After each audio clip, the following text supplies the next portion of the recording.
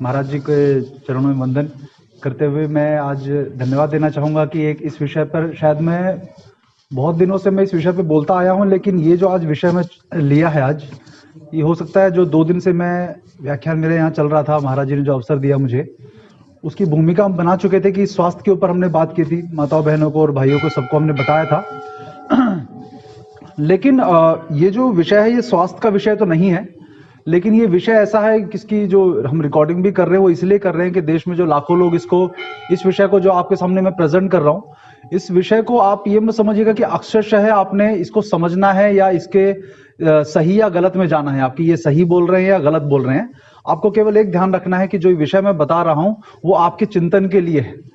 जो महाराज जी ने अभी जिसकी भूमिका दी कि हम लोग अपने पथ से क्यों भटक रहे हैं, क्या कारण है कि आज जो हमारे बच्चों को हम समझाते हैं कई चीजें, उनको जबरदस्ती वो समझानी पड़ती हैं, भले उनके लिए भलाई की बात है लेकिन वो समझना नहीं चाहते।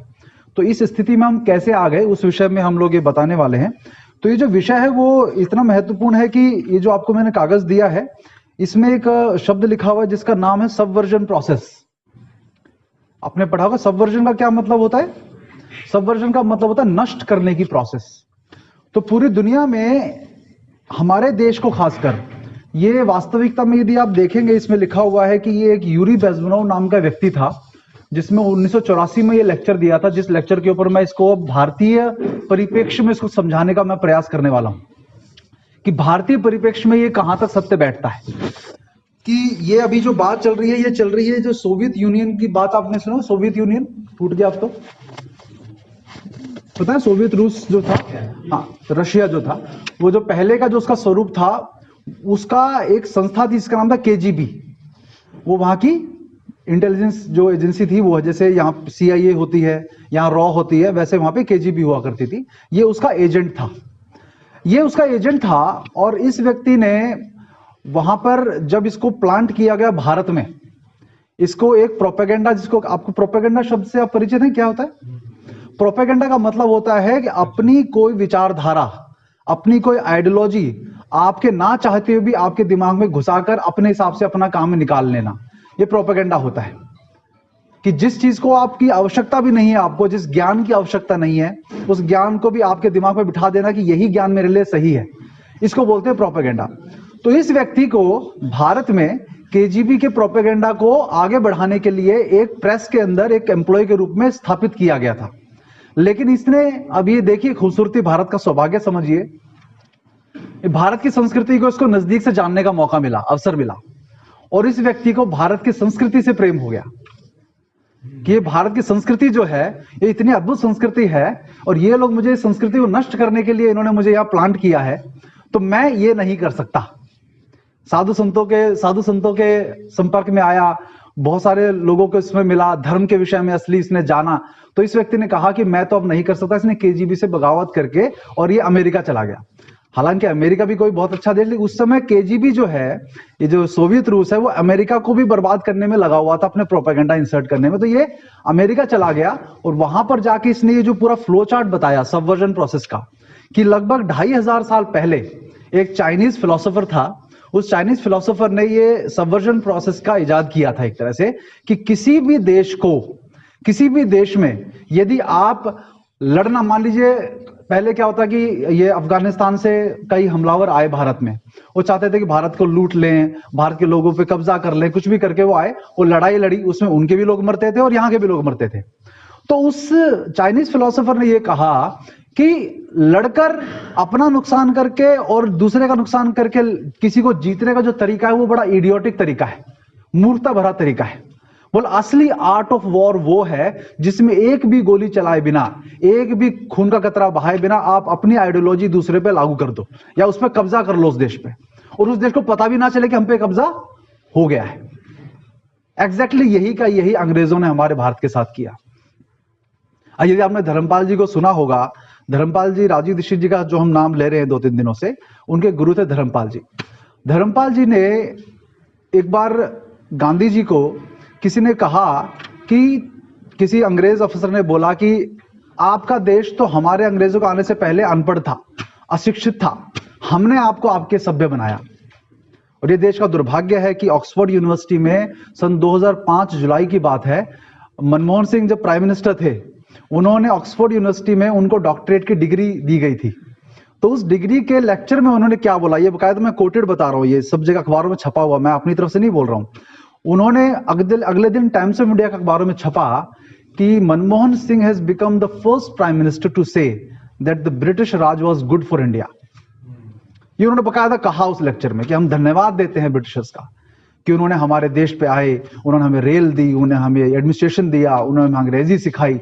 ये धन्यवाद कर रहे हैं, सिर्फ एक डॉक्टरेट की डिग्री लेने के लिए धन्यवाद करने का। तो ये जो मानसिकता, ये जो काले अंग्रेज इस देश में पैदा हुए, वो पूरी की पूरी व्यवस्था अंग्रेजों ने इस देश में बनाई। उन्होंने क्या किया, भारत नाम का एक खूबसूरत वट वृक्ष था जो ज्ञान से भरा हुआ था। मुगल आए, सब आए, वो आए इस देश में, उनका विषय था कि वो सब ये धर्म परिवर्तन कराएं, उनका विषय था कि हम धर्म में अपने कन्वर्ट करा दें, लेकिन कभी भी भारत की मूल व्यवस्थाओं के बदलने का कभी उन्होंने प्रयास नहीं किया कि मूल को ही तोड़ दें, क्योंकि यदि मूल को तोड़ देंगे तो उनके लिए भी सर्वाइव करना मुश्किल हो जाता।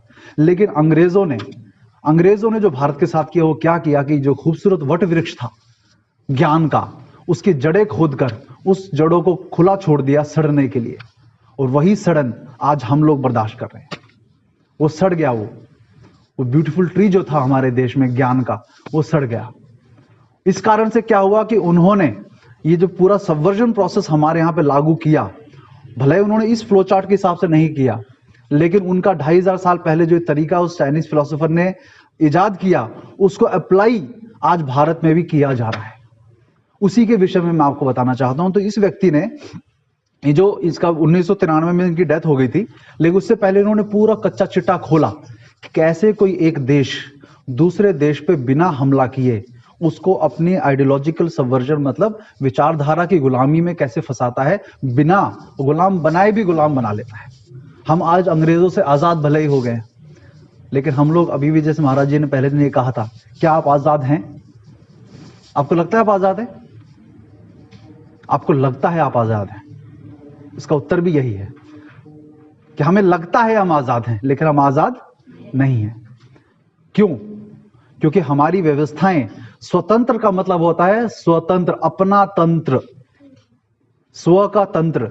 लेकिन अभी क्या चल रहा है आप देखिए तो पूरी की पूरी जो व्यवस्था, पुलिस व्यवस्था उनकी है, कानून व्यवस्था जो अंग्रेजों ने डिजाइन की वही है, केवल सत्ता का हस्तांतरण हुआ है, ड्राइवर बदला है, गाड़ी नहीं बदली गई, गाड़ी वही फटी पुरानी चली आ रही है। इसीलिए कोई भी सरकार इस देश में आ जाए वो उसी बस को चलाएगी, खटारा बस को, जो अंग्रेजों ने जिसको खटारा बनाया।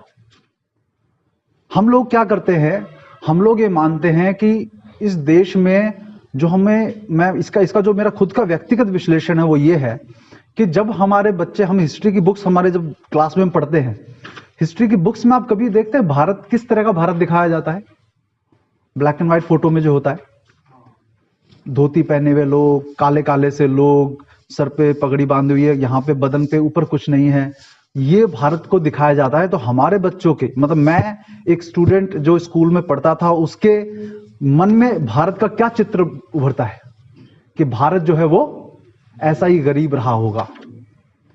तो जब मैंने इसका विश्लेषण, जब मैंने राजीव भाई के विचारधारा में आने के बाद अनलर्न करके बहुत कुछ लर्न किया, जो याद किया हुआ तो सब भुलाकर तब ज्यादा सीखने को मिला, तब एक बात समझ में आई कि फोटोग्राफी का इन्वेंशन और वीडियो बनाने का, वीडियोस वगैरह बनाने का इन्वेंशन जो है तब हुआ जब भारत की तस्वीर जो हमें दिखाई देती है वो तब खींची गई जब भारत को अंग्रेजों ने निचोड़ डाला था। उस समृद्ध भारत की, वो कुछ राजाओं वगैरह की समृद्धि को छोड़कर बाकी का भारत समृद्ध नहीं दिखता है, क्योंकि तब तक भारत पूरी तरह से अंग्रेजों के द्वारा निचोड़ा जा चुका था। तो इसीलिए हमारे मन में क्या तस्वीर बैठी है कि अंग्रेजों नहीं आते तो मेरा एक मित्र मुझे बोलता है कि अगर अंग्रेज कि जब मैं उनसे ये बारे बात करता हूं, क्योंकि देखिए मेरे मित्र सर्कल में, मेरा लगभग मित्र सर्कल खत्म हो गया पिछले 9 साल में, जो पुराना था वो है तो केवल उनकी शादी विवाह खुशी खुशी में आने के लिए और गम में जाने के लिए, उसके अलावा विचारधारा देश के बारे में बात करने के लिए मेरा पुराना मित्र सर्कल बिल्कुल काम नहीं आता। क्यों? कि उनको लगता है कि जब तक ये हमारा खाने पीने वाला नहीं रहेगा तब तक हमारे साथ बैठने लायक नहीं है। अब तो तू अलग तरीके का व्यक्ति बन गया है।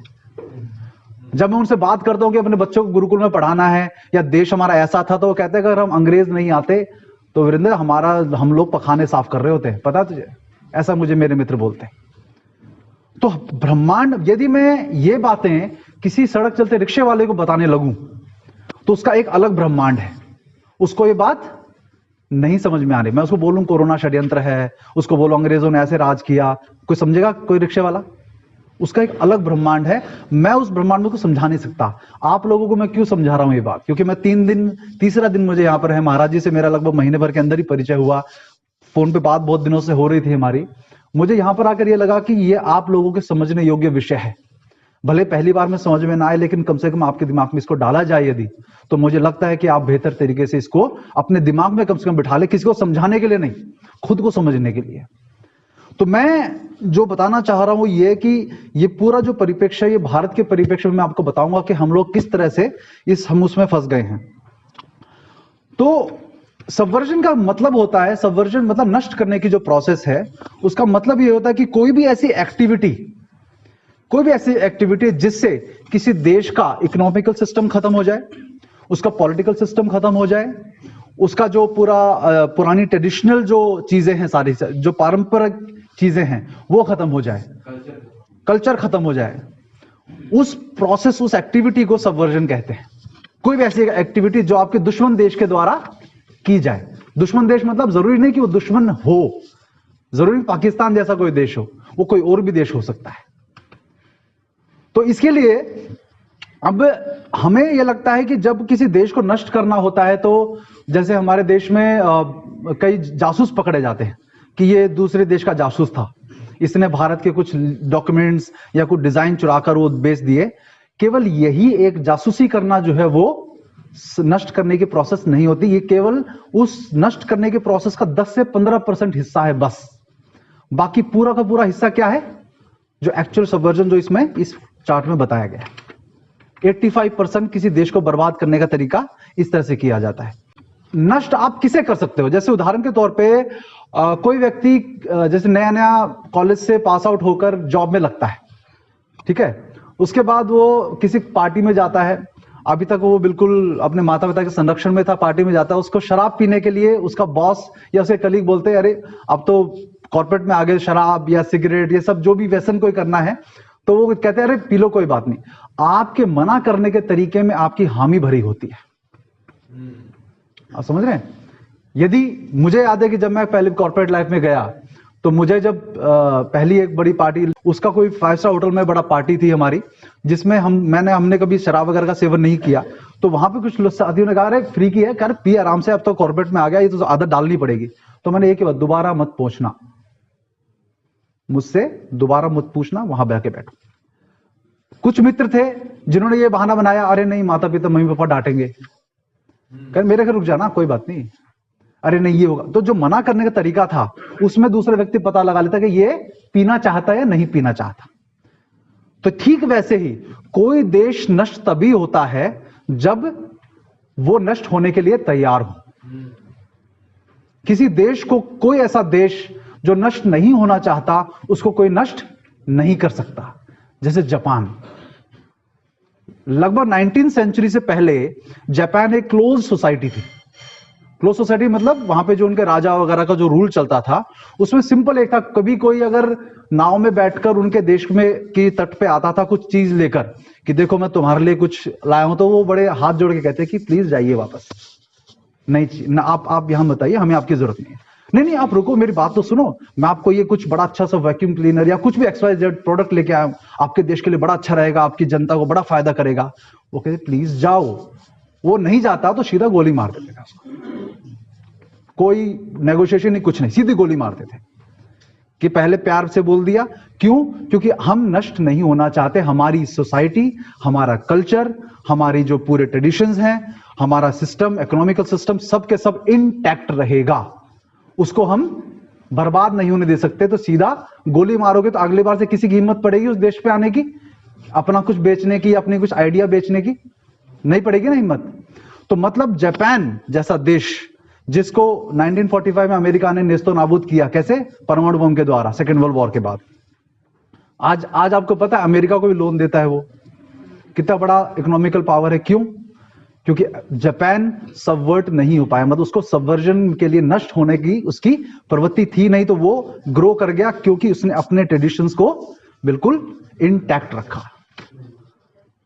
उसे साफ साफ बोल दिया कि मैं नष्ट नहीं होना चाहता, हम अपने दम पे खड़े होंगे। उनकी कंपनीज, चाहे आप ये चाहे कैमरा कंपनीज ले लो, कार की कंपनीज ले लो, सारी की सारी कब पूरी दुनिया में वही मशहूर है। तो ये ताकत है कि यदि आप नष्ट नहीं होना चाहते, कोई नष्ट नहीं कर सकता। तो यदि नष्ट कोई होना चाहता है तो उसको नष्ट करने के लिए भी लोग प्रयास करते हैं। कैसे प्रयास करते हैं? जब आप मान लीजिए, जैसे मैं एक किताब लेके आया, ये है, ये मेरे घर में अखबार आता है हर फ्राइडे को, उसमें ये मैगजीन आती है, रूपायन नाम की, ये महिलाओं के संबंध में आती है, और भी तरह तरह की मैगजीनें और भी अखबारों में आती होंगी। इसको बोलते हैं प्रोपेगेंडा, ये लिटरेचर। ये क्या है? अगर आप इसे पढ़ोगे, ध्यान से पढ़ोगे, तो जैसे इसमें मैं दिखाऊं आपको, ये भोजन बनाने की इसमें रेसिपी है। इस पे क्या लिखा है? चिली बेबी कॉर्न और समोसा पिनवील सैंडविच, ठीक है। और भी देखेंगे इसमें रिश्तों के बारे में, अपने घर में आपको कैसे बर्ताव करना है अपने पति से, अपने बच्चों के साथ कैसे बर्ताव करना है, सारा का सारा क्या है? ये किसी अमेरिकन मैगजीन का इंग्लिश टू हिंदी ट्रांसलेशन है बस। हाँ, ज्यादातर 80% में होता है। कुछ जेन्युइन कुछ लेख आ जाते हैं जिनकी वजह से लगता है कि बड़ा जेन्युइन चीजें हैं, लेकिन ज्यादातर इन मैगजीन्स के अंदर क्या होता है कि जो इंग्लिश, जो अमेरिकन आइडियोलॉजी है कोई, कि अपने परिवार को कैसे आपने चलाना है, उस परिवार को चलाने की जो टेक्निक्स हैं, वो टेक्निक्स क्या इसके अंदर हिंदी ट्रांसलेशन करके दे दी गई हैं। तो आप अपने घर को चलाने का प्रयास किस हिसाब से करते हो? जैसे वो लोग अमेरिका भर में परिवारों को चलाते हैं। तो ये संभव है, ऐसा संभव है कि अमेरिका में जिस तरह से अपने बच्चों का बर्ताव करते हैं, आप यहां पे भी अपने बच्चों का बर्ताव करना शुरू करें? ऐसा संभव है? क्योंकि वहां पर तो बच्चे के लिए अलग कमरा ना हो तो आपको पुलिस में शिकायत करता है पड़ोसी आपका। अमेरिका में ऐसा है, पता है आपको?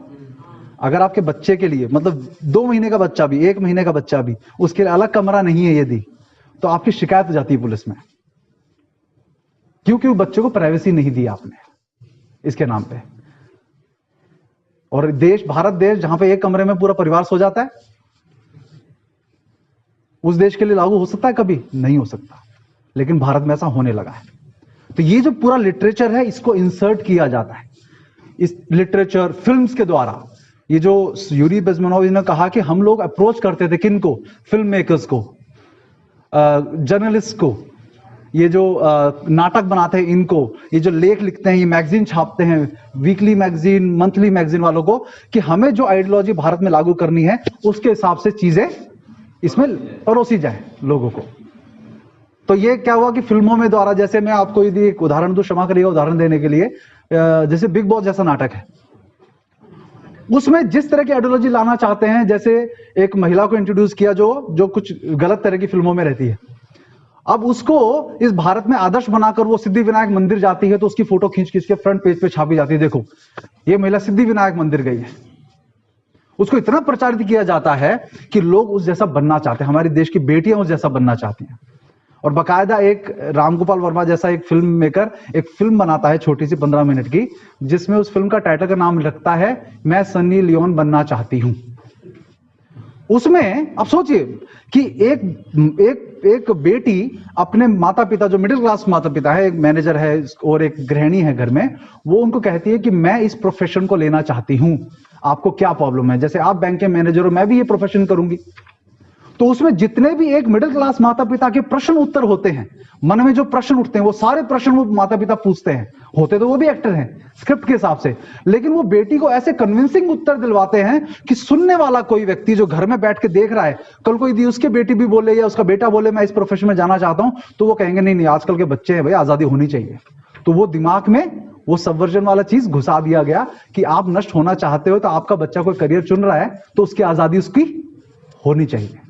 ये होता है सबवर्जन का प्रोसेस। तो इससे क्या होता है कि जब कोई देश, मान लीजिए किसी सभ्यता को अपनी चीजों को खत्म करके, यदि वो कहता है कि इसका विकल्प क्या है, मान लीजिए मैं कहता हूं कि मेरा धर्म मुझे, अरे मैं, जैसे कोई दूसरे धर्म का होता है, मैं खुद की बात करूं, मुझे कोई कहता है कि अरे आप हिंदू हो क्या, तो मैं हाँ हूं, तो ऐसे करके मैं ये 10 साल पहले की मैं बात कर रहा हूं, तो मैं बड़ा वो करके हाँ हूं हिंदू। लेकिन कोई दूसरे धर्म का मुस्लिम या क्रिश्चियन कभी भी गर्व से बोलता था हाँ मैं मुस्लिम हूं, हाँ मैं क्रिश्चियन हूं, मैं जाता हूं चर्च, मैं जाता हूं मस्जिद। लेकिन मुझे क्या तू मंदिर जाता है?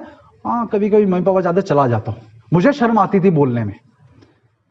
तो मतलब क्या हुआ ये, लेकिन जब मुझे विकल्प मतलब आस्था विहीन बना दिया जाए, आप इस बात को समझिएगा, बहुत महत्वपूर्ण बात है। जो महाराज जी भी जो भी आपने हमने गान पढ़ा और जो संकल्प पत्र पढ़ा, उसमें क्या है? उसमें वही बात है कि यदि आपके अंदर आस्था खत्म हो जाएगी तो आपको काबू करना ज्यादा आसान हो जाता है। जहां ब्लैंक स्पेस होगा वही तो कुछ भरा जाएगा ना। जब आप अपने धर्म के प्रति, जब आप अपने साधुओं के प्रति, अपने संतों के प्रति, जब आपके मन में आस्था होगी, अपने ईश्वर के प्रति आस्था होगी, तो कोई दूसरा व्यक्ति अपना विचार नहीं घुसा सकता। तो इसीलिए आपको कोई दूसरा विकल्प आपको लगने लगे कि मेरे लिए अब जो है हिंदू धर्म को छोड़ के कोई और धर्म या कोई और आइडियोलॉजी या कोई और तरह का लाइफस्टाइल, मतलब अमेरिका का लाइफस्टाइल ज्यादा सूट करता है, तो आप क्या कहेंगे? आप उसकी तरफ जाने का प्रयास करेंगे। यही होगा ना।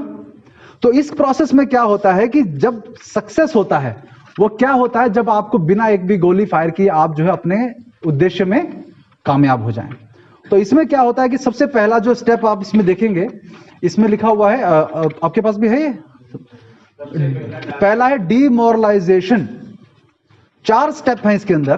तो पहला स्टेप आता है डीमोरलाइजेशन। डीमोरलाइजेशन शब्द का अर्थ पता है? मनोबल तोड़ना, मोराल तोड़ना, डीमोरलाइज करना। तो इसकी अवधि आप देखेंगे, यदि इसकी अवधि लिखी हुई है 15 से 20 वर्ष। मतलब ये ऐसा नहीं है प्रोसेस आज शुरू किया कल हो गया ना।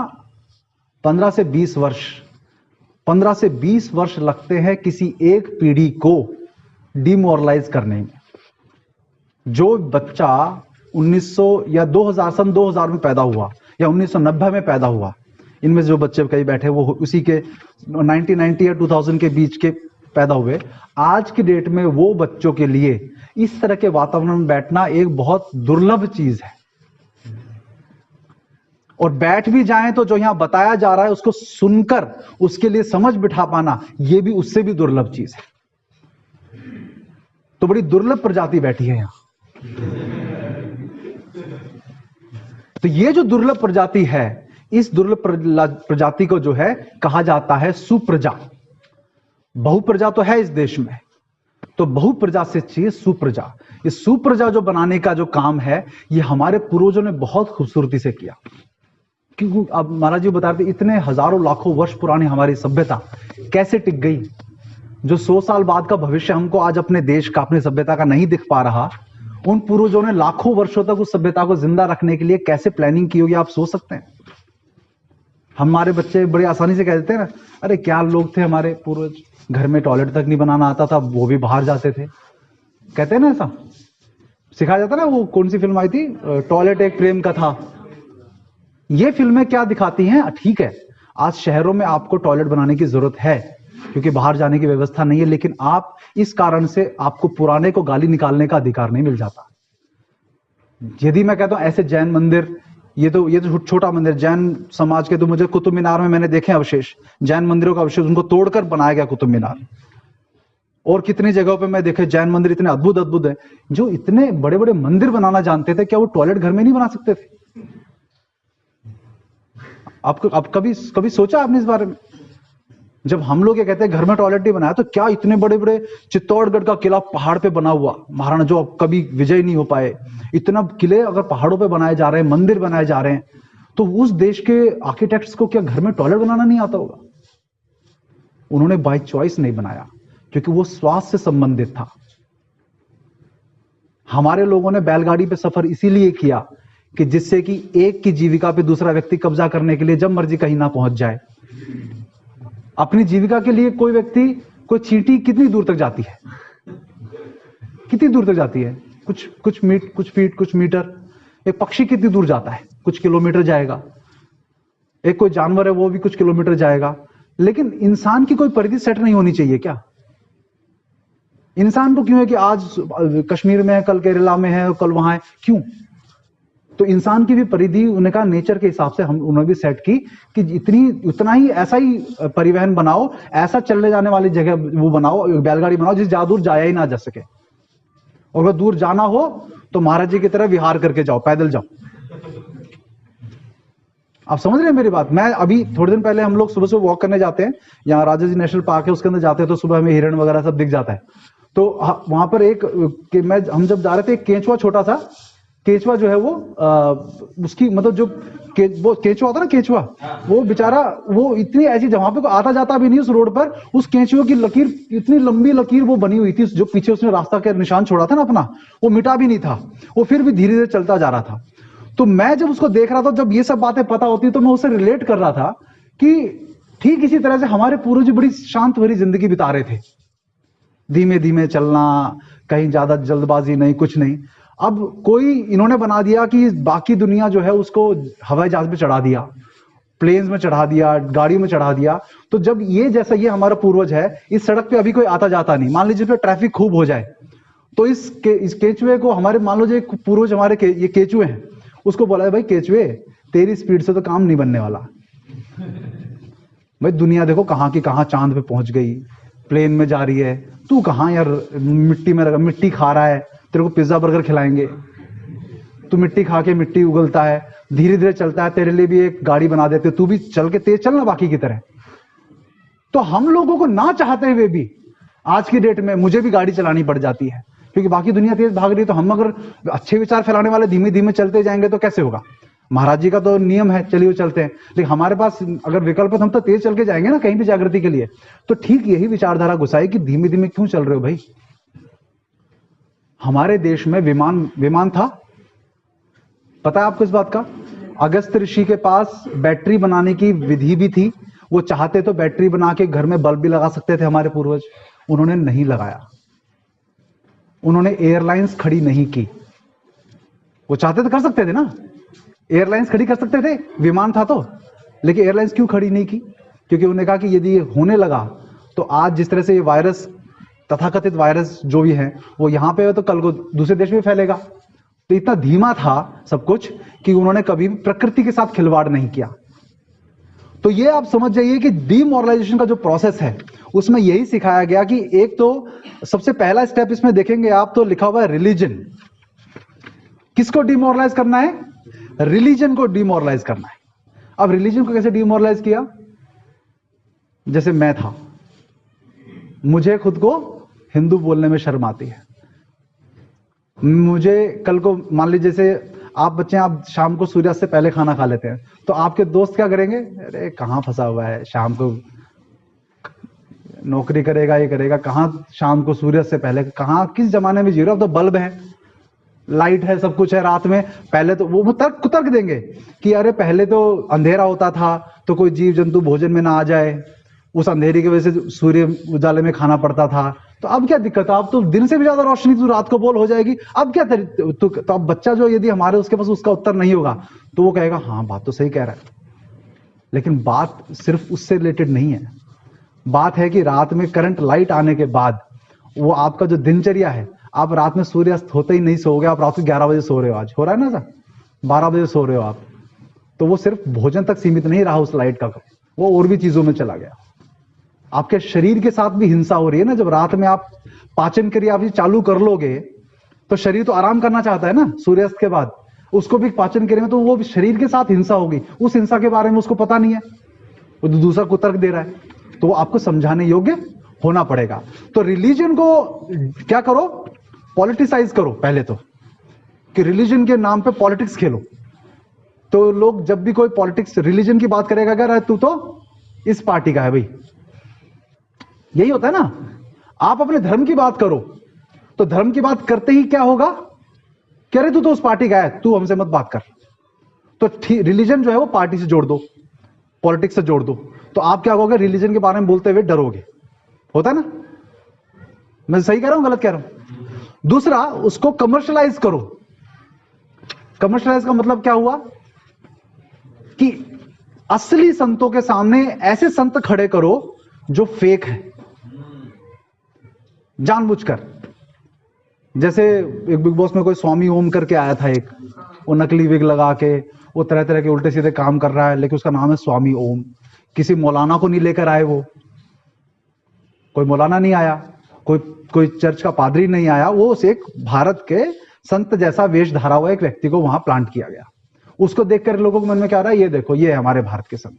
उसको क्या बना दिया गया, तो जो असली संत हैं उसके भी प्रति लोगों में क्या हो गया कि ये तो आज भारत में तो, आप समझ रहे थे, ये उस दिमाग में डाला जा रहा है। तो एक जनरेशन आपकी जनरेशन के सामने हुआ, तो आने वाली 2-3 जनरेशन बाद तो संतों का नाम उनके मन में आते क्या होगा, अरे सब ढोंगी होते हैं जी। यही है ना, ये तो हो रहा है आज की डेट में, यही तो हो रहा है ना आज की डेट में। तो कमर्शलाइज कर दो उसको। वो कहते हैं अरे बाबा, तो दूसरों को कहते हैं धन इकट्ठा मत करो, खुद के देखो कितने बड़े बड़े बनाए हुए हैं। भाई किसके लिए बनाए हैं? एक स्वामी राम सुखदास जी ऋषिकेश में थे, उनको किसी ने पूछा कि महाराज जी आप लोग कहते हो कि धन से वो मत रखो, लेकिन ये जो आपका कथा हम कर रहे हैं, स्वामी राम सुखदास जी ऐसे थे जो अपने पास कभी के धन भी उन्होंने अपनी जेब में नहीं रखा कभी। तो ये जो पंडाल है, ये जो स्थान है, ये सब तो पैसे से आएगा ना। एक तरफ तो आप कहते पैसा मत इकट्ठा करो, दूसरी तरफ कहते हो कि आप जो है वो इससे दूर रहो, ये कैसे होगा? तो उन्होंने कहा कि ये जो व्यवस्था है ना, ये मेरे लिए नहीं है, ये तुम लोगों ने अपने लिए की है। मैं तो पेड़ के नीचे भी बैठ के बता दूंगा तुमको जो भी बताना है। महाराज जी तो बाहर भी बता देंगे। आप लोगों की हिम्मत हो तो आप झेल लीजिएगा। ये आपने अपने लिए व्यवस्था बनाई है। असली साधु संतों को नहीं चाहिए ये सब, और जिनको चाहिए वो असली साधु संत नहीं है। तो ये कमर्शलाइज कर देना उसको, ये हमारे यहां बच्चों को सिखाया गया कि रिलीजन डीमोरलाइज कर दो। 15 से 20 साल पूरे जनरेशन को सिखाते जाओ ये गलत होता है, गलत होता है, गलत होता है। उसके बाद एंटरटेनमेंट का साधन बना दो रिलीजन को। हो गया ना, यही एंटरटेनमेंट बन गया ना सब जगह। तो ये ज्यादा बताने की जरूरत नहीं इस विषय में।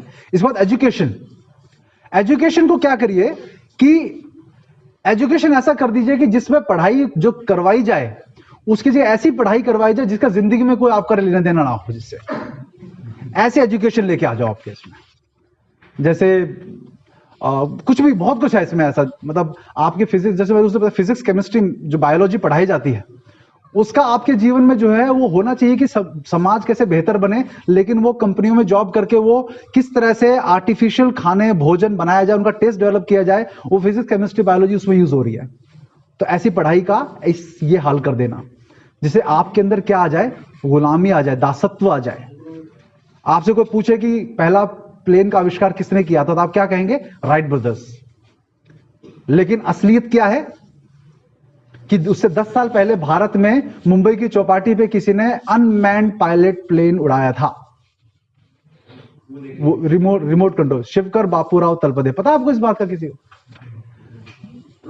राइट ब्रदर्स से 10 साल पहले 1894 या 93 में शिवकर बापूराव तलपदे, जिन्होंने भारद्वाज ऋषि की विमान शास्त्र का पढ़कर उन्होंने एक मारुत सखा नाम का प्लेन बनाया था, जो बहुत लोगों की उपस्थिति में उन्होंने 1500 फीट पहली बार में ही बिना किसी पायलट के रिमोट कंट्रोल से उड़ाया था, और ये डॉक्यूमेंटेड है। उस डिजाइन को अंग्रेजों ने उनका षड्यंत्र करके उसकी हत्या करवा के डिजाइन चुरा के और जल्दबाजी 10 साल के अंदर उसका जैसा कुछ नकल बना के एक, कहते हैं थोड़ा कुछ फीट उड़ा गिर गया, वो उस फ्लाइट को अपने नाम दर्ज करा लिया। और हमारे बच्चों को आज क्या पढ़ाया जा रहा है कि the plane was invented by Wright brothers. मैं मेरी बेटी को इसीलिए स्कूल में नहीं भेजना चाहता क्योंकि मैं नहीं चाहता कि वो याद करे, एग्जाम के लिए वो याद करे। और मैं कहता हूं एग्जाम के लिए याद कर ले कि जीवन में ध्यान रखे कि पहला प्लेन उन्होंने नहीं बनाया। तो मार्क्स लाने के लिए, अच्छे मार्क्स लाने के लिए आपको वो चीज सिखाई जाए जो आपके देश से रिलेटेड नहीं है। तो ये बड़ा षड्यंत्र एजुकेशन में हो गया। नंबरों के लिए पढ़ रहे हैं बच्चे, ज्ञान के लिए नहीं पढ़ रहे। इसीलिए मैं एक ऐसे गुरुकुल में अपने बच्चे को करवा रहा हूं राजकोट में, जहां पर कोई डिग्री नहीं दी जाएगी, ना 10वीं की 12वीं की कोई डिग्री नहीं दी जाएगी, ज्ञान दिया जाएगा। कई लोग बोलते हैं कैसे चलेगा काम? मैं कहा डिग्री तो ओपन स्कूल से भी 10वीं की मिली जाती है, कर लेगी, दिमाग होगा तो। डिग्री की क्या बड़ी बात है? डिग्री तो ऐसी, राजीव भाई बोलते थे बड़ी खूबसूरत बात, डिग्री एक ऐसी है कि दीवार उस पर शहद लगा के चाटो तो विटामिन सी भी नहीं मिलता। ये राजीव भाई का डायलॉग है। डिग्री का क्या करने वाला है? तो ध्यान रखिए, डिग्री के लिए यदि पढ़ रहे हैं तो मुझे लगता है वो नौकरी, क्योंकि इसका भी षड्यंत्र ये किया गया कि भारत में जब गुरुकुल थे इस देश में 1820 को जो नीति बनाई गई, उसमें यह था कि सरकारी नौकरी उन्हीं लोगों को मिलेगी जो लोग मान्यता प्राप्त स्कूल या कॉलेज से पढ़े होंगे, और जो गुरुकुल थे वो मान्यता प्राप्त नहीं होते थे। तो उन्होंने स्कूल और कॉलेज को मान्यता प्राप्त बनाया, तो धीरे धीरे क्या हुआ, लोगों को जब नौकरी की इतनी ललक, आज कहते हैं ना जॉब के लिए पढ़ रहे हैं, तो जब जॉब के लिए पढ़ना है तो पढ़ेंगे किसमें, गुरुकुल की जगह किसमें पढ़ेंगे, स्कूल कॉलेज में पढ़ेंगे जो मान्यता प्राप्त है सरकारी। तो ये धीरे धीरे खत्म। ऐसे क्या हुआ, 1820 से आज तक कोई गुरुकुल बचे? अब नहीं बचे। कुछ इचके दुक्के बचे होंगे तो बात अलग, अच्छे वाले गुरुकुल, ठीक है ना। तो इसके बाद हमारे देश में कुछ ताकतें ऐसी होती हैं, तो ये जो डिमोरलाइज करने का एक और है कि जो है मीडिया। मीडिया एक ऐसा, कहते हैं ना, लोकतंत्र का चौथा स्तंभ किसने बनाया भाई? किसने बनाया? लोकतंत्र का चौथा स्तंभ जो है वो मीडिया को बताया जाता है। किसने बनाया उसको, किसने इलेक्ट किया? मतलब वो तो सेल्फ इलेक्टेड है ना। किसने बनाया लोकतंत्र का चौथा स्तंभ मीडिया को? जब आज तक आया करता था आधे घंटे का है, उससे पहले देश में मीडिया क्या था? समाचार जब पढ़े जाते थे दूरदर्शन पे तो कैसे पढ़ते थे आपको पता है? उसमें जो समाचार है, आज यहां पर ये कार्यक्रम हुआ, उसमें ये बोला गया, ये बस इतना बताया, बस समाचार देना है आपको, उसमें अपनी नाक नहीं घुसानी। उसने ये क्यों बोला, ये कार्यक्रम आज क्यों हुआ, उसमें ये व्यक्ति, ये सरकार के, ये जो आज मीडिया क्या हो गया है, वो न्यूज होती है कि मैं कुछ हुआ, मैंने रिपोर्टिंग कर दी, लेकिन उस रिपोर्टिंग में मैं अपना पूरा विश्लेषण घुसा दूं। आज पूरे न्यूज चैनल क्या कर रहे हैं? यही तो कर रहे हैं, मीडिया ट्रायल पूरा कर। वो पहले कुछ हो ना हो, दोषी वो सब साबित कर देते हैं। उनको ये पावर, अनलिमिटेड पावर किसने दी? किसी ने नहीं दी। हम सरकार को तो चलो हम चुनते हैं, बाहर बड़ा अच्छा कोट लिखा हुआ है ना कि जिसको हम चुनते हैं वो जो पाप करता है, किसी को वोट यदि हमने दिया और वो जीतकर पाप करता है तो उस पाप के भागी हम हैं। बहुत सुंदर कोट लगा मुझे महाराज जी, भारी लिखा हुआ है यहाँ, जब भोजन ग्रह के बाहर लिखा हुआ है। हाँ, बहुत इतना मुझे सुंदर लगा कि इस वजह से हम तो किसी भी नेता को, गलत नेता को, कुछ भी कहते हैं उसको हड़काने का अधिकारी हो जाते हैं कि तेरे वजह से हमको पाप लगेगा, हम क्यों सहें। तो हमें तो कहते हैं कि ये तो इतनी पावर दे देता है महाराज जी किसी व्यक्ति को कि इस सिस्टम के खिलाफ लड़ने का, कि कोई गलत यदि कुछ हो रहा है तो उसके लिए लड़ा जाए, कह के कि वो तो पाप करेगा, वो मैं भागी बनूंगा उसका, तो मैं नहीं होने दे सकता। तो ये जो मीडिया को पावर दी, किसी ने उनको इलेक्ट नहीं किया ना। आपने वोट दिया क्या मीडिया को कि सबसे बेस्ट चैनल ये बनेगा या वो चुनेगा, ये वाला जर्नलिस्ट इतना ऊंचा जाएगा? नहीं, ये सेल्फ इलेक्टेड है सारे के सारे। तो ये जो ताकत इनको दी गई है, ये मीडिया को, क्या मीडिया कहते हैं, आगे क्या लिखा हुआ है, मोनोपोलाइज कर दो मीडिया को, मोनोपोली होनी चाहिए मीडिया के पास। तो यदि आज किसान आंदोलन चल रहा है आज की डेट में, वहां पर मीडिया को यदि सरकारी आदेश होगा कि इनके आंदोलन को अच्छी कवरेज देनी है तो वो देंगे, नहीं तो दिन भर में वहां पर किसी को मार दिया जाए या वो सुलह कर ले, जो भी हो, आपको नहीं पता चलेगा यदि सरकार ना चाहे तो, है ना ऐसा। तो मोनोपोली हो गई ना इन्फॉर्मेशन की। यदि मीडिया ने जानकारी दी तो कोरोना षड्यंत्र है, कोरोना महामारी है। मीडिया ने यदि बोलना बंद कर दे, टीवी आप देखना बंद कर दो, मीडिया मतलब बोला बंद करे ना करे, आप घर में टीवी बंद कर दो, आपको लगेगा कोरोना है ही नहीं। ऐसा ही है ना, आप टीवी खोल लो तो आपको लगेगा कि आज ही मरे कल मरे, पूरी दुनिया खत्म होने वाली है। लेकिन ये मीडिया को ताकत के मोनोपोली आ गई उनके पास कि इंफॉर्मेशन आपको क्या सोचना है वो ये बताएंगे, कैसे सोचना है वो नहीं बताएंगे, वो दिन भर आपके दिमाग में भरते रहेंगे। तो इसलिए घर में टीवी इस वजह से भी बंद कर दो कि ये जो कचरा है, ये आहार है विचारों का जो मीडिया परोसता रहता है, कचरा, जंक फूड, जो मैंने कल बात की थी ना, जंक फूड जो परोसता रहता है, जंक विचार जो परोसता है, उसको ग्रहण मत करिए। उसके लिए टीवी बंद करना है, तो डिप्रेशन में आएंगे आप। उसको मैनिपुलेट करो मीडिया को, इसके अंदर लिखा है मैनिपुलेट भी करना है उसे। तो मैनिपुलेशन करेंगे, कैसे करेंगे कि जो है वो नहीं बताया जाए, किसी और तरीके से बताया जाए। जैसे एक न्यूज आई थी कि एक टाइम्स ऑफ इंडिया में, लगभग 5-6 साल पहले की न्यूज है कि पोलियो के टीके लगने के बाद एक बच्चे की डेथ हो गई। तो अखबार में क्या आया उसका, उनको देखिए कवरेज क्या है कि आना क्या चाहिए था कि पोलियो के टीका किसी साइड इफेक्ट की वजह से उसको पोलियो होगा या डेथ होगी, जो भी एक्सवाइजेड। ये कैसे छापते हैं कि उस बच्चे को बीच में एक डोज मिस हुई थी। ये टाइम्स ऑफ इंडिया में छपा था महाराज जी। उस में एक डोज मिस हो गई थी, इसलिए अपने बच्चों को हर डोज टाइम पे देना है, जिससे आपके साथ ऐसा ना हो। ये होता है मैनिपुलेशन। कि कहना चाहिए था कि ये खतरनाक है, लेकिन कहा गया ये कि बिना नागा एक सारी डोज देनी है, नहीं तो ये आपका साथ हो जाएगा। तो पढ़ने वाला क्या प्रेरित होगा? देने के लिए प्रेरित होगा, छोड़ने के लिए प्रेरित नहीं होगा। इसके बाद क्या है, उसमें डिस्क्रेडिट कर दो, नॉन इश्यूज को इश्यूज बनाओ। ये हम कह नहीं रहे, हम तो केवल रिपोर्टिंग कर रहे हैं। सब क्रेडिट वो ले रहे हैं कि हमने ऐसे बताया, फिर कहते हैं कि क्वेश्चन मार्क पीछे लगा देते हैं। जो एक संजू नाम की फिल्म आई थी ना, उसमें कहते हैं पीछे क्वेश्चन मार्क लगा, क्या इसने ये किया, और क्या इसने को पीछे क्वेश्चन मार्क कोई नहीं देखेगा, वो देखेंगे इसने किया नहीं किया, बस एक संदेह उत्पन्न कर दो, बीज उत्पन्न कर दो। और नॉन इश्यूज को इश्यूज बनाओ। किसी कमिश्नर की कुत्ता गुम हो गया, हाँ आज यही हो रहा है ना महाराज जी, हाँ भैंस गुम। सुप्रीम कोर्ट की जो भूमिका इस देश में हो गई, 10-15 साल पहले सुप्रीम कोर्ट जितनी नाक हर चीज में घुसाती थी, पहले घुसाती थी, अब तो पता नहीं किस किस इशू पे वो फैसले देने लगी है। तो ये नॉन इश्यूज को इश्यूज बनवाया जाता है मीडिया के द्वारा। कोई छोटा मोटा इश्यू है लेकिन उसको बड़ा बना देना है। तो इसके बाद आपका आता है कल्चर को डिमोरलाइज करना है। तो इसमें क्या है, फॉल्स हीरोज और रोल मॉडल्स खड़े किए जाए, झूठे रोल मॉडल्स खड़े किए, झूठे हीरोज खड़े किए जाए। जैसे कि वो हो गया, सचिन तेंदुलकर हो गया। सचिन तेंदुलकर को भगवान क्रिकेट का बोलने लगे। मैं उनके क्रिकेट खेलने की क्षमता पे मैं कोई शक नहीं कर रहा, जो उनके फैन है वो बिल्कुल खुश रहे। मैं ये कहना चाहता हूं, जब आप सचिन तेंदुलकर को क्रिकेट का भगवान कह देते हैं, उसके बाद उस व्यक्ति की, जैसे महाराज जी ने कहा ना कि एक आपकी एक यूनिफॉर्म है, एक आपका वेश है, उसकी गरिमा होती है।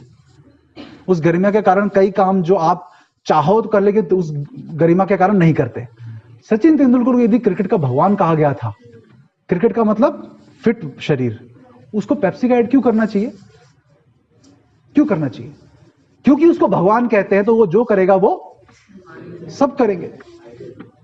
तो इसीलिए उसको भगवान का दर्जा नहीं देना है। वो एक क्रिकेटर है, अच्छा क्रिकेटर है, लेकिन वो बूस्ट बेचेगा, वो पेप्सी बेचेगा, वो कोका कोला बेचेगा और बच्चे पिएंगे, तो मुझे लगता है वो खुद अपने बच्चों को तो नहीं पिलाने वाले।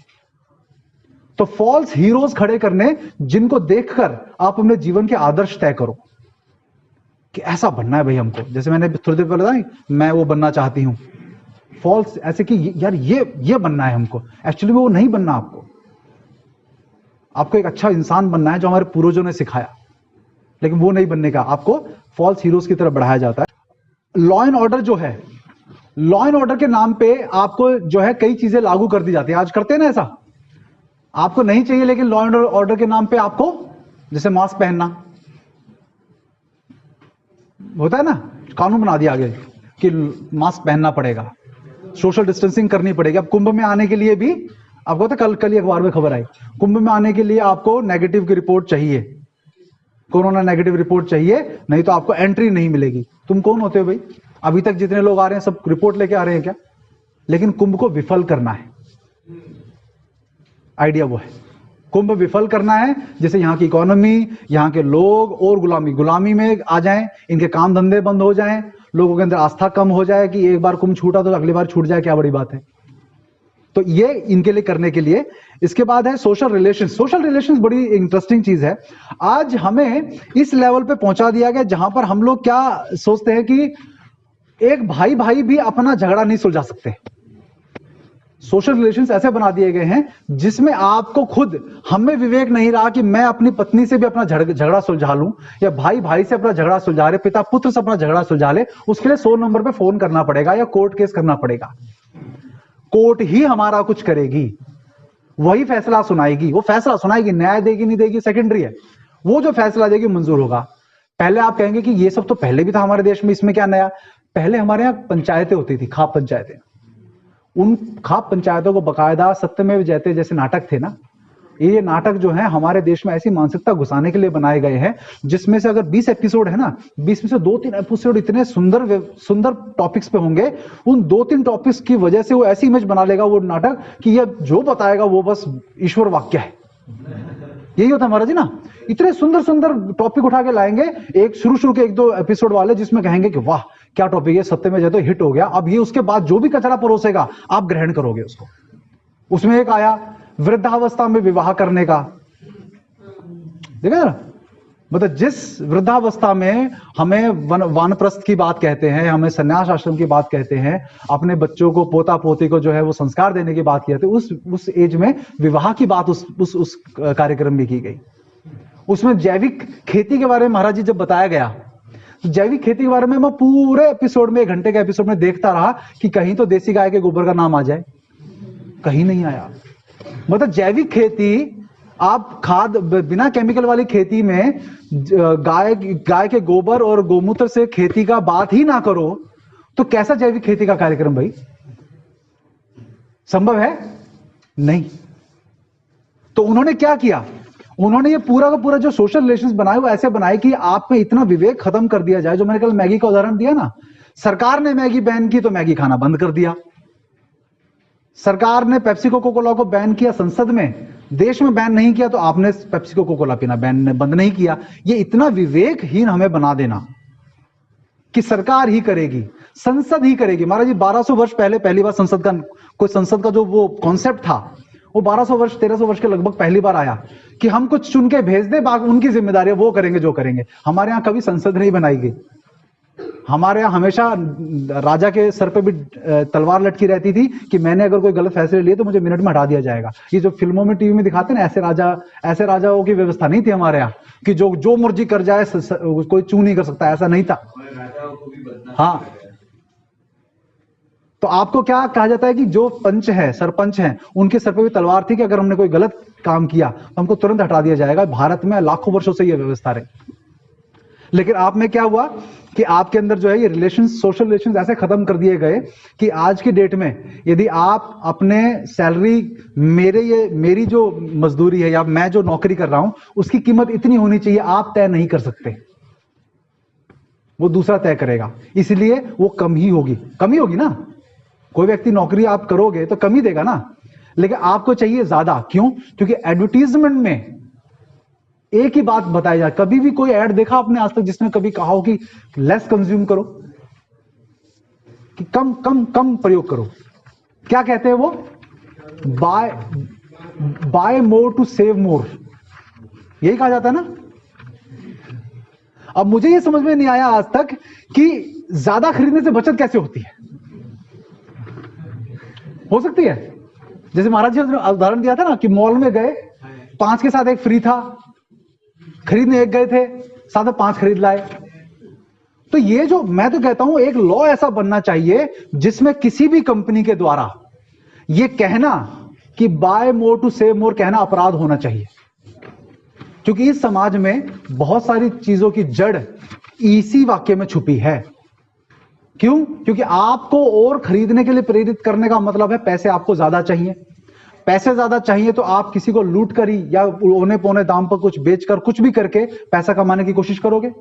क्योंकि पत्नी ने घर में डिमांड की है कि 46 इंच का टीवी होना चाहिए, या बच्चे ने डिमांड की मेरे पास ये वाली बाइक होनी चाहिए। उसका हीरो होंडा से काम नहीं चलेगा, उसका चलेगा जब वो एनफील्ड लेगा या हार्ले डेविडसन लेगा, तो उसके लिए पैसा लाना पड़ेगा। बार बार ऐड दे देकर वो बच्चे के दिमाग में होगा कि मुझे ये आईपैड चाहिए, या ये गेमिंग कंसोल चाहिए, मुझे PS4 चाहिए, या PS5 आएगा PS5 चाहिए। तो वो पिता के ऊपर क्या रहेगा? प्रेशर रहेगा ना, अरे मेरे बच्चों की मैं ख्वाहिश पूरी नहीं कर पाया तो मेरी जिंदगी किस काम की। यही तो है। हमारे माता पिता तो चलो जैसे मर्जी उन्होंने जिंदगी बिता दी, अब मेरे क्षमता तो मैं इतना तो इस काबिल तो बनूंगा, फाइनेंशियली सिक्योर बनूंगा। बच्चे भी तभी करूंगा जब फाइनेंशियली सिक्योर होऊंगा, और जब फाइनेंशियल सिक्योर हो जाऊंगा तो वो फाइनेंशियल सिक्योरिटी के साथ उस बच्चे को वो सब दूंगा जो उसको जरूरत नहीं है। एक एसएमएस पढ़ा था महाराज जी मैंने, लगभग 15 साल हो गए, उसको सेव करके रखा दिमाग में मैंने आज तक। उसमें बड़ी खूबसूरत बात थी कि जिंदगी जरूरतों के हिसाब से जियो, ख्वाहिशों के हिसाब से नहीं। जिंदगी जरूरतों के हिसाब से जियो, ख्वाहिशों के हिसाब से नहीं, क्योंकि जरूरतें तो फकीरों की भी पूरी हो जाती है और ख्वाहिशें बादशाहों की भी अधूरी रह जाती है। तो मैंने दुनिया भर की हम जो वो फॉरवर्ड करते हैं, ये मेरे दिमाग में ऐसा बैठ गया, उस दिन से मुझे समझ में आ गया कि मेरी जरूरत तो गाड़ी की है, लेकिन ख्वाहिश BMW की हो सकती है, लेकिन मेरी जरूरत मेरी जो है वो ऑल्टो भी पूरी कर देगी, मेरी वैगनार भी पूरी कर देगी कार की जरूरत। लेकिन हम क्या है, ख्वाहिशों के कारण हमने क्या किया, इन एड्स के कारण वो ख्वाहिशें हमारे मन में आई कि ये होना चाहिए। घर इतना बड़ा बनवा दिया कि उस घर में खुद सफाई भी नहीं कर सकते, तो आया चाहिए। फिर इतना बड़ा घर बनाने की जरूरत क्या है कि जिसके सफाई के लिए भी आया की जरूरत पड़े। यदि आप अपने बच्चे की खुद देखभाल नहीं कर सकते हो, बच्चा मेरा होना चाहिए, आप योग्य हो क्या बच्चा पालने के? आया के हाथ से पलवाना है क्या? तो ये जो ख्वाहिश है, मेरा बच्चा ऐसा होना चाहिए, जरूरत क्या है उसको संस्कार देने की, वो नहीं देंगे। मेरी ख्वाहिश है मेरा आईएएस बन जाए, मेरा ख्वाहिश है मेरा गूगल में बहुत बड़े पैकेज पे लग जाए, आईआईटी कर जाए, लेकिन जरूरत क्या है, अच्छे संस्कार देने की, वो नहीं करेंगे।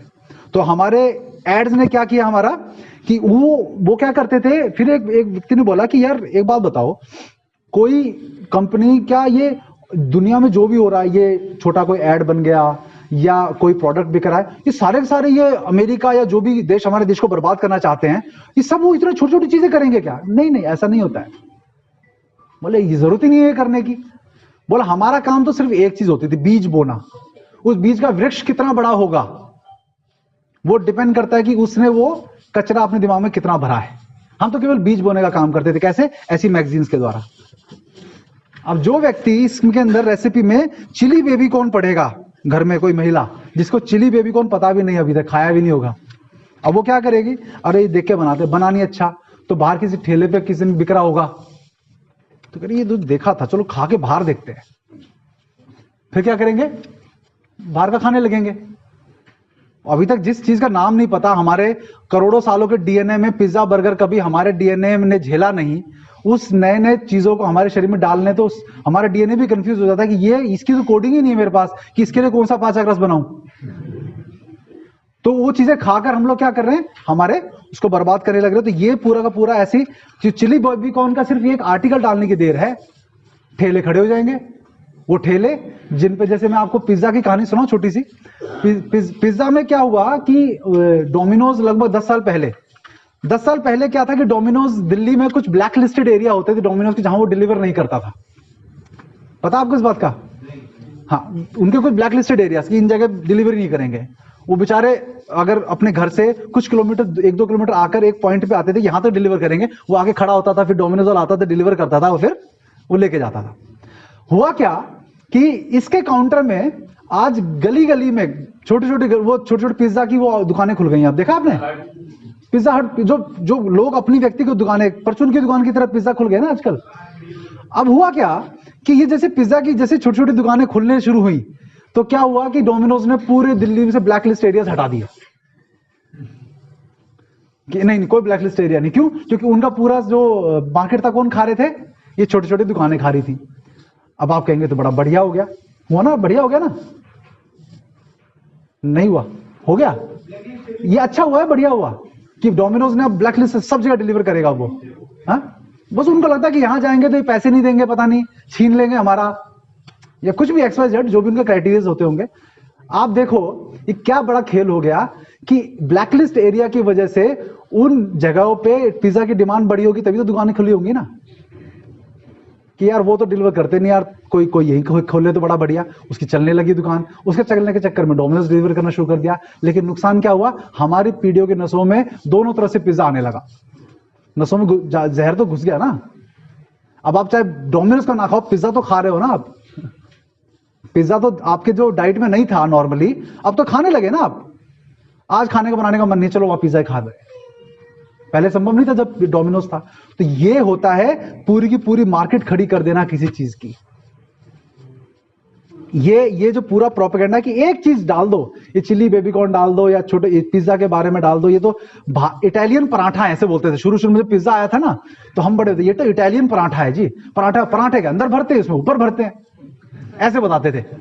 तो हम भी कहते थे यार ये बड़ा इंटरेस्टिंग। जो मुझे जिंदगी में पहली बार मैंने अमूल का पिज्जा प्रगति मैदान में खाया था 20 रुपए का, कि देखे तो सही पिज्जा होता कैसा है, और पहली बार तो थूक दिया था जी खा के।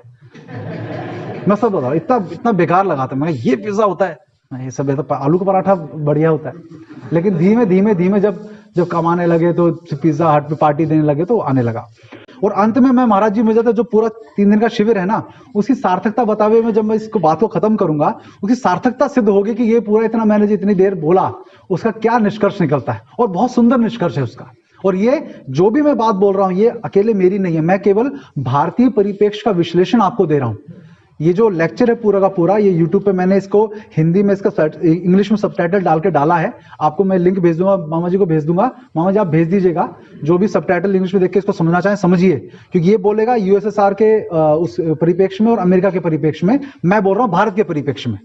डी इसका अगले जो है आता है कि फैमिली सोसाइटी, जो अगले लाइफ आपने स्ट्रक्चर देख लिया, उसके लाइफ फैमिली और सोसाइटी को ब्रेकअप करो, फैमिली और सोसाइटी को तोड़ने में कल बात की ना, महिलाओं के मानस को दूषित करके क्या किया जा रहा है, उनको सोसाइटी को तोड़ने का प्रयास किया जा रहा है।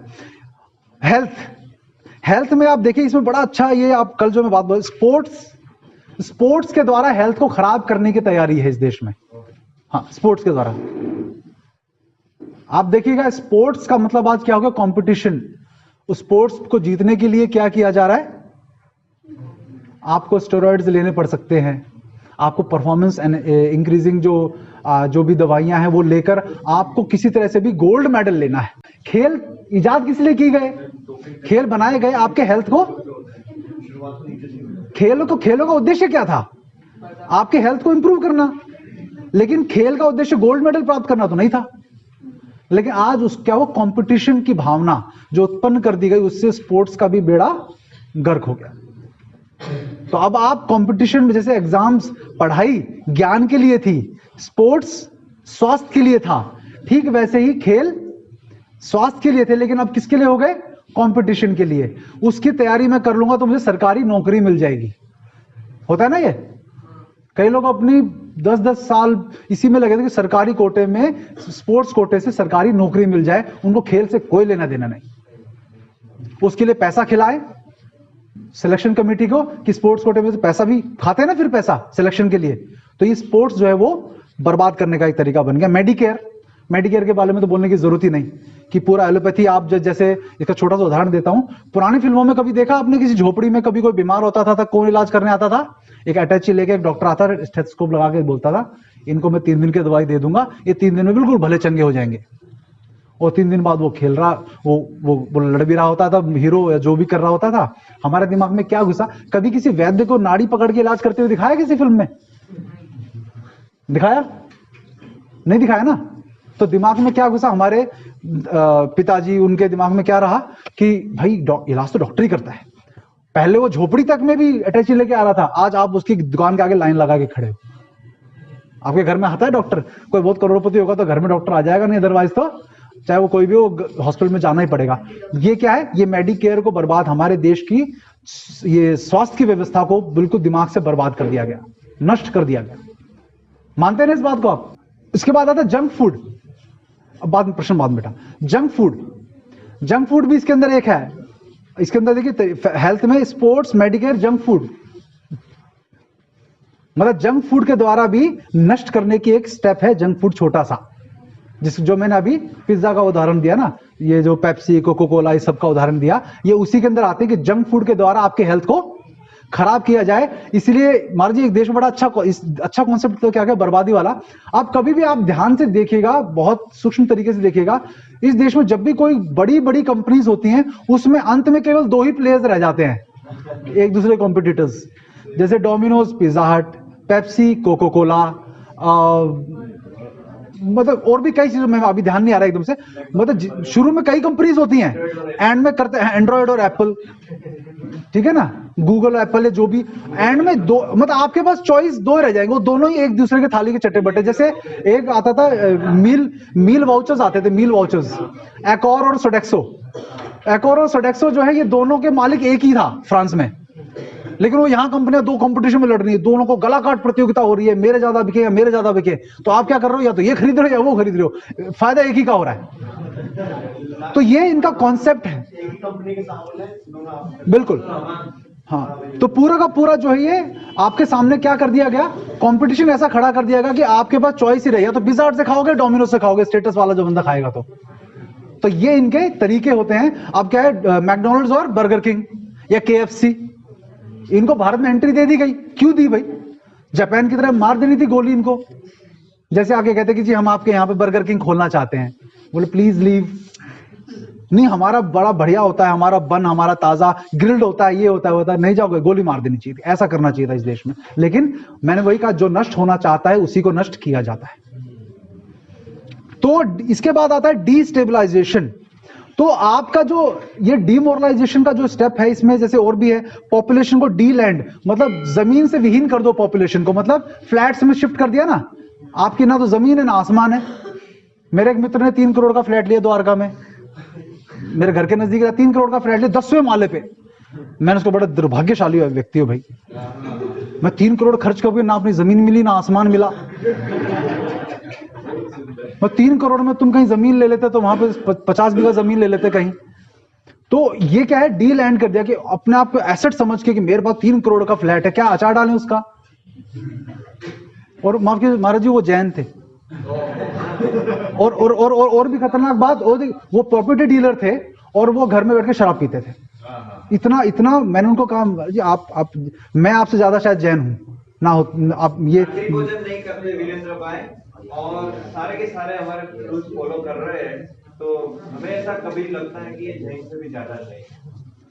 तो मैं आपको ये कहना चाहता हूं कि ये मैं ये इसलिए नहीं बात ये मैंने बोली महाराज जी कि मैं, ये हर जगह ऐसा है।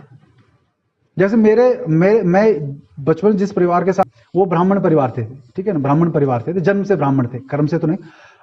लहसुन प्याज नहीं खाते थे महाराज जी। और हम राजस्थान में राजपूत फैमिली से हैं, तो हम लोग शुरू में नॉनवेज खाया करते, केवल एक यही गलत आदत थी, लेकिन 2008 में वो भी छोड़ दिया, आज अंडा तक नहीं छूते।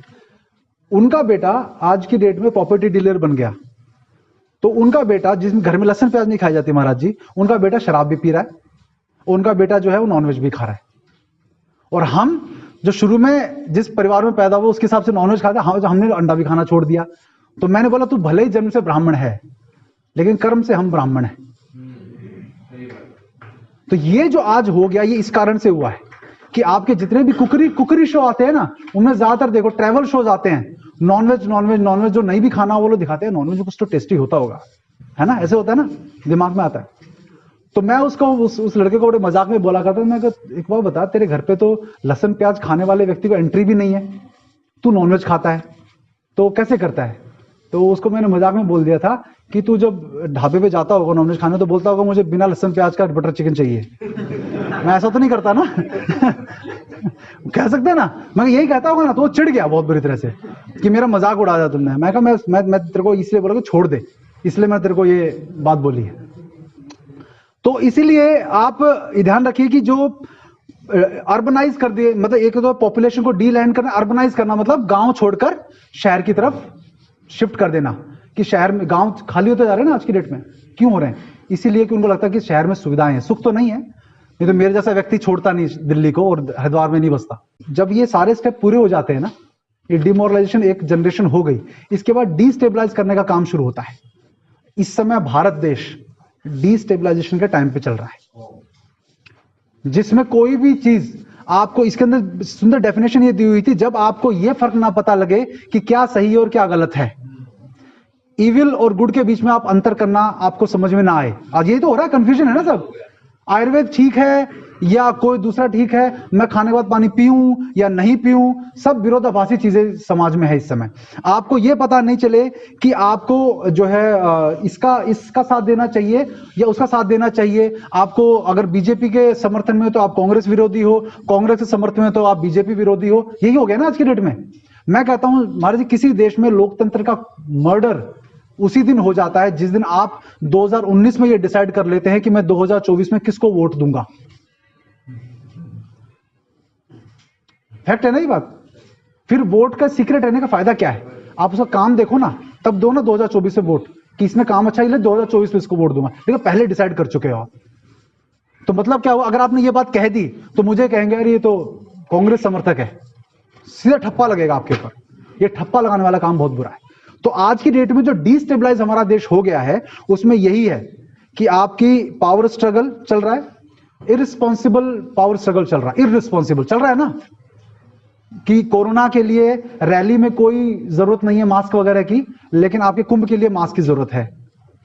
हो गया ना ये इररिस्पॉन्सिबल पावर स्ट्रगल, कि मैं सरकार हूं तो मैं अपनी रैली में ये जरूरी नहीं करूंगा, लेकिन तुम कॉमन मैन हो इसलिए तुम्हें ये करना पड़ेगा। उसके बाद आगे आपकी इकोनॉमी ये कहते हैं कि जा रही है ऊपर, लेकिन हमें पता है क्या हाल है उसका।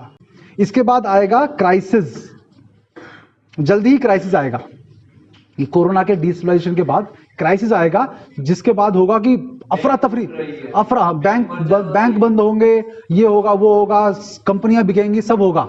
उसके बाद आपको जी भरोसा है कि बैंक में रखा हुआ पैसा सुरक्षित रहेगा यदि वो नेशनल बैंक है, गवर्नमेंट के अंडर में है, तो क्या ये भरोसा उचित है? नहीं महाराज जी, आपने जो उस दिन बात बोली थी ना, आपकी जेब में अपना जो पास जो पैसा है वो आपका है, बाकी भूल जाइए।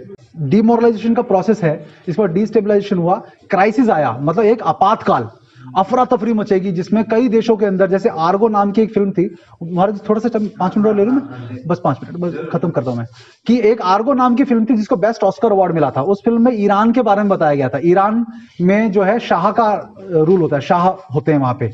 तो वहां पर उस फिल्म में शुरुआत में जो पीछे एक नैरेटर होता है, वो क्या बोलता है, उस फिल्म की थोड़ी भूमिका बनाने के लिए, कि ईरान में जब उस विदेशी कंपनियों के सारे अधिकार लेकर उनको उस देश से बाहर भगा दिया गया वहां के शाह के द्वारा, तो सीआईए ने वहां के तख्ता पलट को करवाया, ये बोला जाता है उस फिल्म में साफ साफ।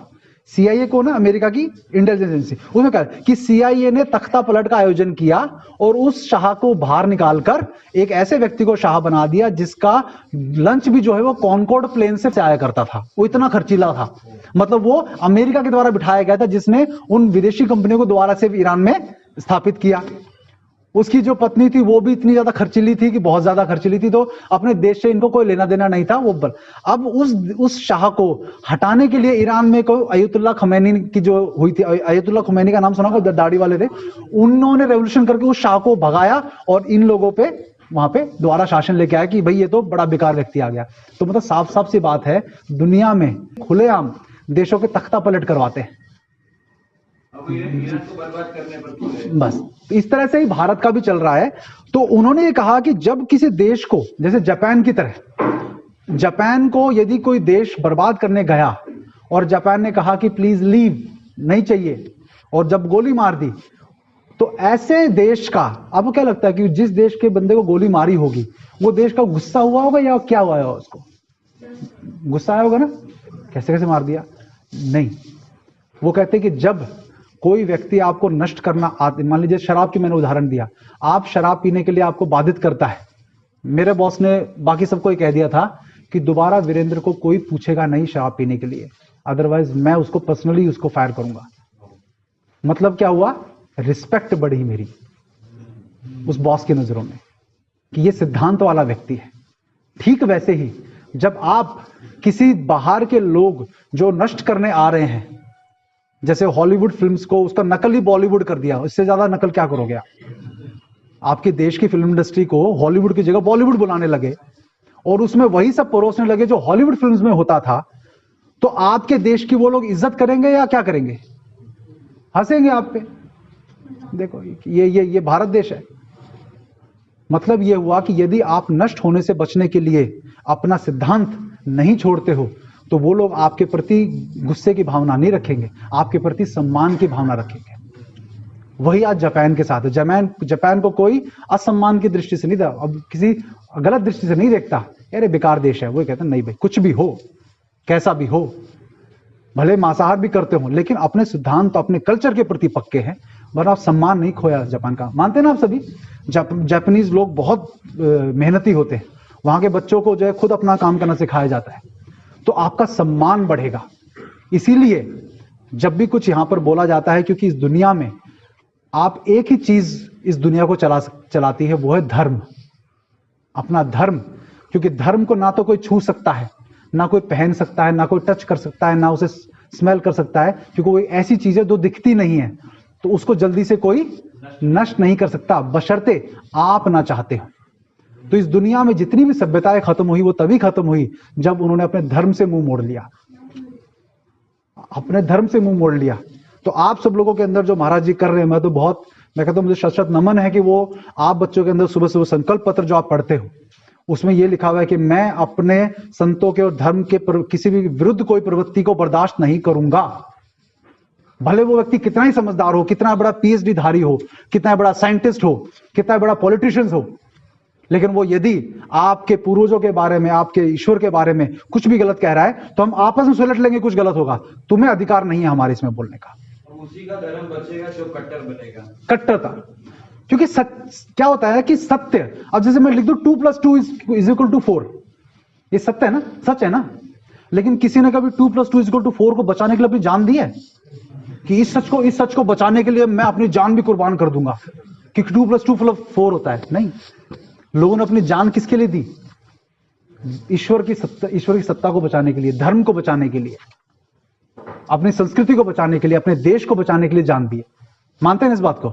तो सत्य जो है, सत्य साइंस के हिसाब से हो सकता है, जो साइंस इन लोगों ने बनाया कुछ 100 वर्षों पहले। क्या उससे पहले साइंस नहीं था, विज्ञान नहीं था? किसी ने कहा कि बौद्ध धर्म बड़ा 200 वर्ष पहले, बौद्ध धर्म बड़ा वैज्ञानिक धर्म है, ऐसे बोला किसी ने, एक व्यक्ति ने मुझसे। तो मैं कहा जब 200 साल पहले साइंस, मॉडर्न साइंस नहीं था, तो उससे पहले बौद्ध धर्म क्या था फिर, या कोई और धर्म क्या था फिर? हिंदू धर्म साइंटिफिक है, जैन धर्म साइंटिफिक है कि भोजन इस समय करना, ये नियम करना, ये नहीं। तो ये अब साइंटिफिक, तब क्या था? तो जो साइंस सब चीजों को कसौटी पे उतारता है, उस साइंस को भी कसौटी पे उतारने वाला कोई चाहिए ना। उस साइंस को किस कसौटी पे आप नाप रहे हैं? ऐसी कोई कसौटी बनी नहीं है। इसीलिए हम उन्हीं की साइंस में फंसकर अपनी चीजों को प्रूव करने में लगे रहते हैं कि क्या जो दादाजी की फोटो है, ये मूर्ति है, इसमें वो है कि नहीं, उनमें प्राण है कि नहीं, या वो हम आशीर्वाद दे सकते नहीं। हम क्यों प्रूव करें भैया? आपको नहीं प्रूव करना हमको, तुम्हारे साइंस के हिसाब से। आप तो साइंस का पत्थर प्रूव कर दोगे। आपके पास ऐसा उपकरण ही नहीं कि हमारी ये चीज प्रूव कर। तो हम लोग जिस दिन प्रूव करने पे आ गए इनके साइंस के हिसाब से, उस दिन हम मूर्ख कहलाने शुरू हो जाएंगे। आप साफ साफ बोल दो, इस बारे में मैं अपनी मान्यताओं पे मैं बहस नहीं करता, बात खत्म।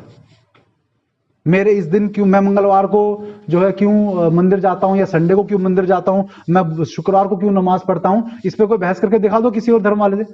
भाई मैं क्यों बहस करूं, मैं करता हूं, तुम्हें क्या प्रॉब्लम है? तो जिस दिन हमने ये जवाब देना शुरू कर दिया, हमारी सम्मान हमारा बढ़ जाएगा दूसरे व्यक्ति की नजर में, और आप अपने धर्म के प्रति, क्योंकि धर्म ने इस दुनिया को चलाया है, और धर्म का मतलब केवल ये रिलीजन नहीं होता। धर्म का मतलब है कि आप अपने सिद्धांतों पे, अपने जीवन शैली पे टिके रहें, वो धर्म होता है। इसीलिए आस्था विहीन व्यक्ति नहीं बनना है, आस्था युक्त व्यक्ति बनना है, जिससे कि आपको कोई सबवर्ट ना कर पाए, सबवर्जन प्रोसेस फेल हो जाए। जैसे आला वगैरह होता है, लग जाता है, तो औषधि लगाते हैं ना, तो अभी भी यूज होते हैं वो। हाँ, अभी भी होता है। आप अभी भी, तब भी क्या होता है, जैसे पहले क्या होता था कि जैसे युद्ध होते थे, तो युद्ध में जैसे रात में घायल हुए, अगले दिन फिर लड़ने को तैयार होते थे, कि उनके पास ऐसी औषधि एक रात में ठीक कर देते थे। जैसे लक्ष्मण जी को लगा था तो उनकी संजीवनी बूटी, तो हिमालय में अभी भी ऐसी औषधियां हैं जो, जैसे मैं आपको एक औषधि का बताऊं, एक अपामार्ग की जड़ होती है। अपामार्ग की जड़ पता है? एक उल्टे कांटे होते हैं उसमें, चिरचिटा बोलते हैं जिसे, अपामार्ग होता है ना, वहां भी लगा हुआ है बाहर। तो अपामार्ग में क्या होता है, उसके अंदर इतना गुण होता है कि यदि नॉर्मल डिलीवरी करानी हो, नॉर्मल डिलीवरी, किसी को नॉर्मल डिलीवरी करानी हो, तो माँ के पेट पे अपामार्ग की जड़ बांध दी जाती है, नाभि पे, और नॉर्मल डिलीवरी हो जाती है। लेकिन सावधानी ये रखनी पड़ती है कि वो तुरंत बच्चा होते ही उसको जड़ को हटाना पड़ेगा, नहीं तो गर्भाशय भी बाहर आ जाएगा। इतनी असरदार दवाई कोई दुनिया में हो सकती है? मेरा खुद का बेटा, आप लोग जो परसों शायद मेरा बच्चा आया था, 2.5 साल का बेटा, उसकी घर में डिलीवरी मैंने दाई के साथ मिलकर मैंने करवाई, गोबर का रस पिला के, गाय के गोबर का रस। हाँ, कईयों का नाक चढ़ गया होगा, लेकिन मेरी पत्नी ने गाय का गोबर का रस पीकर जन्म दिया, और नॉर्मल डिलीवरी बिना हॉस्पिटल में गए, बिना डॉक्टर की मौजूदगी में, दाई के साथ मिलकर मैंने, केवल 2 ही व्यक्ति, दाई थे और मैं थे, डिलीवरी हुई है। तो जब पहले के टाइम में क्या था, कोई सोच नहीं सकता था कि हॉस्पिटल में डिलीवरी होती है, आज कोई सोच नहीं सकता कि घर में डिलीवरी हो सकती है। तो इतनी प्रभावी गाय के गोबर का रस होता है, अपामार्ग औषधियां हैं हमारे देश में, जो इन डॉक्टरों का पूरा धंधा बंद कर सकते, लेकिन लोग मानते नहीं। मैं जो है, हमारे बच्चों को कोई टीकाकरण भी नहीं लगता। मेरे बच्चे, दोनों बच्चों को आज तक कोई पोलियो का, कोई वैक्सीनेशन किसी तरह का कुछ नहीं लगा आज तक, और दोनों के बच्चों को, मेरे बच्चों को शायद आज तक ये भी नहीं पता कि डॉक्टर का इंजेक्शन क्या होता है, कभी जाना ही नहीं पड़ता है। होता है बुखार तो खुद ही वो उनका शरीर ठीक कर लेता है, थोड़ा बहुत तुलसी उलसी का हम दे देते, बस उसके अलावा कभी हर 2 महीने में 1 महीने बीमार होने का नियम ही नहीं है। तो मैं आपको ये कहना चाहता हूं कि आप जो है अपने बच्चों के लिए, आने वाली पीढ़ियों के लिए ये करिए कि हमारे पूर्वजों ने हमारे लिए दिल्ली की तरह कूड़े के पहाड़ यदि खड़े कर दिए होते, महाराज जी, है ना, दिल्ली में कूड़े के पहाड़ देखे ना आपने, तो पिछले 2000 वर्षों में भी यदि जैसा लाइफस्टाइल हम जी रहे हैं आज की डेट में, अगर ऐसा लाइफस्टाइल वो 2000 साल या 1000 साल पहले भी शुरू कर देते ना, तो आज हम लोग ऐसे पहाड़ों के ढेर पे बैठे होते। लेकिन हमारे पूर्वजों ने क्या कहा कि नहीं, हम लोग बैलगाड़ी में चल लेंगे, हम लोग रोज यज्ञ करेंगे, हवन करेंगे, गाय पालेंगे, पानी को दूषित नहीं करेंगे, नियमों से बंध के रहेंगे, जिससे हमारी जो पीढ़ी है इनको शुद्ध वायु मिल जाए। उन्होंने प्लास्टिक इजाद कर लेते, क्या बड़ी बात थी उनके लिए, लेकिन उन्होंने नहीं किया कि आज ये बच्चे उस प्लास्टिक को झेलेंगे, इसलिए हमने ना प्लास्टिक करना, ना लाइट बनाई, ना कारें बनाई, ना कुछ बनाया, जिससे कि ये बच्चे आज हमारी, तो हमें यही चीज अपने आने वाली पीढ़ियों के लिए सोचनी है, और जितना हो सके उतने अच्छा। अब ये शरीर ना आपके पूर्वजों की देन है, आप इसे अपनी जागीर मत समझो। हम क्या करते हैं, इसको अपनी जागीर समझ लेते हैं कि ये मेरा शरीर, मैं कमाता हूं, मैं शराब पीता हूं, तुम्हारे पैसे की पीता हूं, क्या कहते हैं लोग ऐसे, who are you to tell me जब मैं लिकर लूं या लूं। मैं कहता हूं ये तेरा शरीर नहीं है, ये तेरे पूर्वजों ने मुगलों से बचते हुए, अंग्रेजों के अत्याचार सहते हुए, कईयों के अत्याचार सहते हुए इस शरीर को सुरक्षित रखकर ये यहां तक वंशवेला पहुंचाई है। तो इस वंशवेला को शुद्ध तरीके से, अच्छे शरीर के साथ, अच्छे संस्कारों के साथ अगली पीढ़ी में पास ऑन करने का तुम्हारा कर्तव्य है। तुम्हारा कर्तव्य ये नहीं है कि तुम्हारे पैसा कमा लिया तो तुम जो इसको नॉनवेज खाकर, व्यभिचार करके या व्यसन करके इसको खराब करके आने वाली पीढ़ी खराब करो, नहीं आपको अधिकार है। तो इसके लिए आपको अपने पूर्वजों की उस मेहनत का ये फल जरूर रखना है कि कम से कम और कुछ नहीं, बच्चों का अच्छा संस्कार से स्वास्थ्य तो दे दो, थोड़ा खाना बनाने में मेहनत ही लग जाएगी और कुछ नहीं लगेगा। समझ गए बेटा? तो इतना ही मैं कहना चाहूंगा और बहुत बहुत धन्यवाद। मुझे लगता है कोई बात, अगर किसी को कोई प्रश्न हो अवश्य करिएगा। विषय थोड़ा सा भारी हो सकता है, लेकिन मैंने प्रयास किया कि थोड़ा सा आसान शब्दों में आपको समझ में आ जाए। तो बहुत बहुत धन्यवाद।